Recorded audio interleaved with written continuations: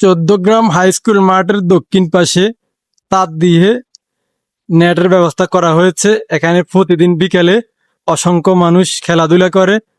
এই ফুটবলটা অনেকের গায়ে পড়ে। রোগী এবং পথচারীর নিরাপত্তার জন্য এই নেট দেওয়া হয়েছে। খুবই সুন্দর এবং ভালো হয়েছে এটা দেওয়াতে।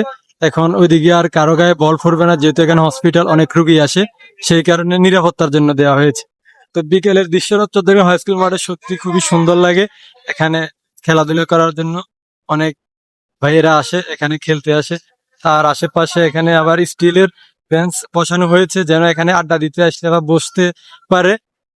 যারা এখানে ঘুরতে আসে, ব্যায়াম করতে আসে, তাদের জন্য রেস্টেরও ব্যবস্থা করা হয়েছে, যেন এখানে রেস্ট করতে পারে, সেই কারণে এগুলো দেওয়া হয়েছে। তো আপনাদের কাছে যদি ভিডিওটা ভালো লেগে থাকে অবশ্যই শেয়ার করে দিবেন। এ দেখেন একটা বল মারতেছে কিভাবে, তারপরও একটা বল এখন চলে গেছে দেখছেন তার উপর দিয়ে। তো আরো উঁচা করে নেটটা দিলে মনে হয় ভালো হইতো, আরো উঁচা দেওয়া দরকার ছিল। আর 5 ফুট উপরে দিলে আর বলগুলো দিকে যাইতো না। একটা বলে এই মাত্র গেছে রাস্তার উপরে। যাই হোক, তো কাজটা অবশ্য ভালো হয়েছে। যদি সম্ভব হয় এখানে আরো একটু উঁচ করে তার বেড়াটা দিলে মনে হয় ভালো হবে। অবশ্যই আপনাদের মতামতটা জানাবেন। আপনারা ইতিমধ্যে দেখতে পেয়েছেন একটা বল ওইদিকে কিন্তু চলে গেছে নেটের উপর দিয়ে।